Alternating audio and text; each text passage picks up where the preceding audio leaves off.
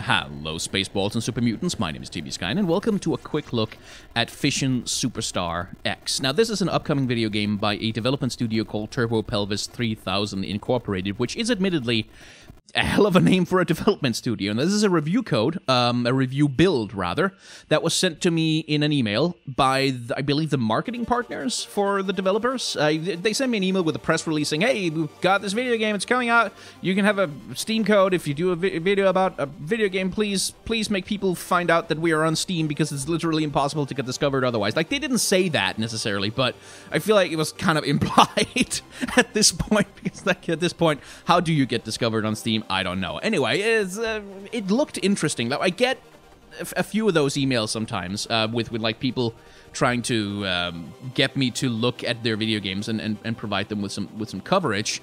And mostly they're not really video games that I'm interested in, unfortunately. But this one, well, this one caught my eye, and we're going to talk about why. But before we do, I should note that this is not a full review of the video game. Like, I have played a couple of hours of it. I haven't played it through to completion.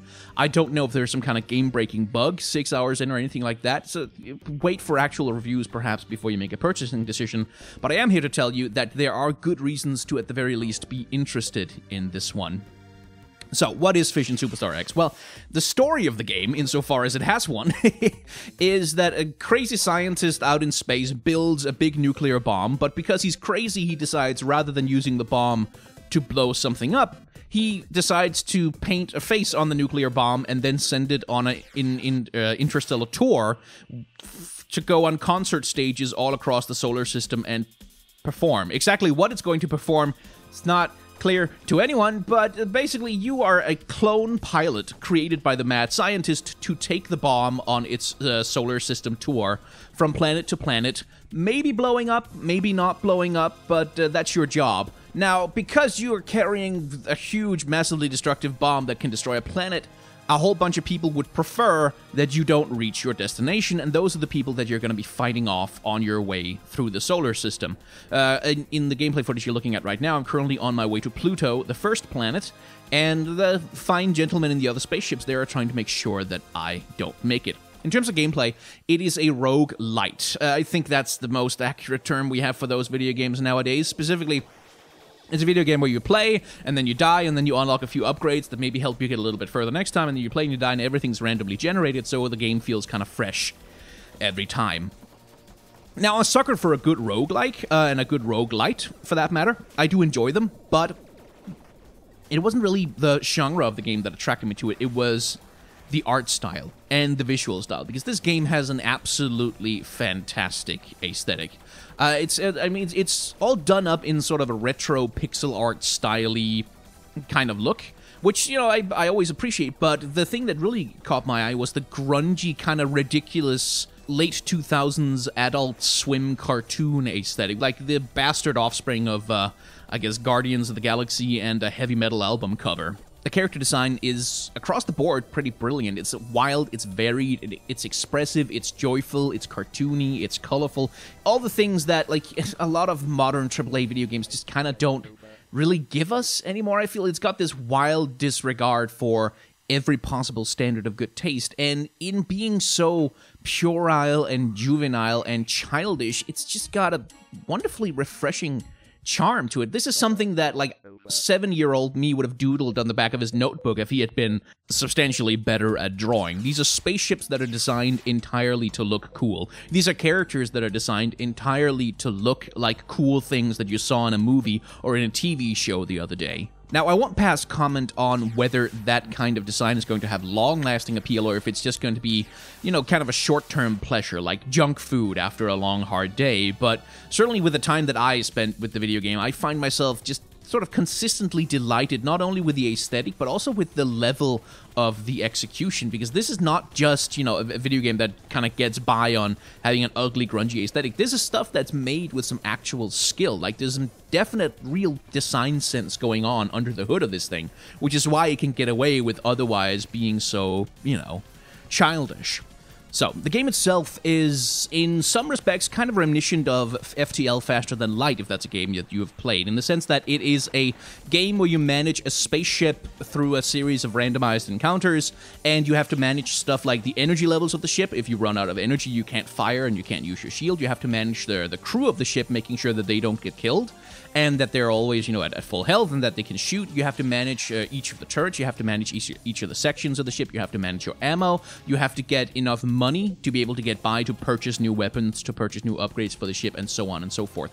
But unlike a game like FTL, which was intensely about strategizing and making plans and thinking about how you want to handle various situations and having random encounters where you have to make dialogue choices, this is all arcade action. You go into a stage, you shoot down as many enemy ships as you possibly can in order to earn money. Then you get the option to, maybe you can get to a shipyard, maybe you can get to a place where you can, a space bar where you can recruit new crew members, maybe you get a weapons shop, maybe you get the opportunity to fly a little bit faster towards the next planet that you have to land on, in return for having to face off against some more powerful enemies. So you're making choices between each stage, but inside each stage, it's all arcade action. It's all mouse controlled, by the way.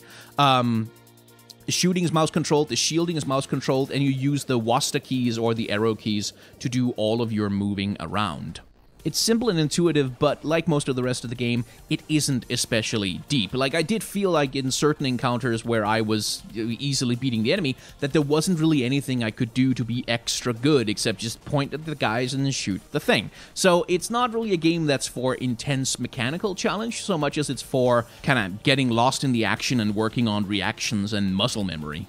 As for the negatives, well, the writing of the game is kind of perfunctory and pretty pointless. Outside of the outrageous premise, there really isn't a lot to talk about in terms of story or theme, and clearly this is a game that really isn't interested in having those things or being about anything in specific, which is a bit of a pity, because with the whole idea of you piloting a ship that's carrying around a literally pointless celebrity that can do nothing but blow up and destroy an entire society, there was an opportunity there to elevate the material just a little bit above the outrageous premise and excellent aesthetic. So, yeah, that is Fission Superstar X. It's a game that, with the time that I've spent with it, which is a few hours, I've had quite a bit of fun with it, and it's the kind of game that I can see myself just kind of picking up, going through a few runs, losing, maybe unlocking a new ship or two, and putting it back down until I have another 10 minutes I need to kill.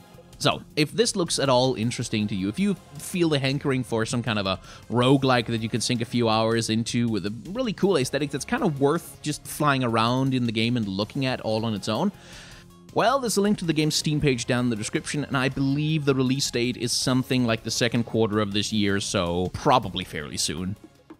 Hey, thank you very much for watching another episode of a quick look at a video game that someone sent me for free in the hopes that I would make a YouTube video about it. I don't really get paid to do these videos, I just try to spotlight stuff that looks interesting, because God knows discoverability on the internet is hard enough as it is already, and I figure there are worse things I can do with my platform than expose video games that at least look interesting to parts of my audience that may be interested in it. But if you like this video, leave a like, comment, subscribe, yada yada YouTube stuff. If you want to support the channel and, you know, help me pay for my rent, which is it's a nice thing to be able to pay for, to alleviate a little bit of my anxiety. Well, there's Patreon, where you can sign up for a monthly subscription, or you can do a single, one-time direct donation through some of the links down in the description. If you don't want to do that, or you can't do that, of course, that's completely fine. I'm just happy that you've watched the video this far.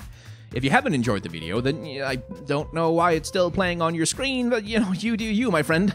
And you would be able to click the dislike button to let the YouTube algorithm know that you haven't enjoyed the video, but unfortunately the dislike button has been kidnapped by a gang of vicious space pirates, and anyone who wants to click on the dislike button is going to have to undertake an epic journey through space and time to rescue it and bring it back to its true home. You'll begin your journey with a simple handgun, but you'll quickly get acquainted with over 80 colorful weapons, 300 enemies spread across 8 brilliant levels. Insert 1/4 into your machine CD slot now to begin.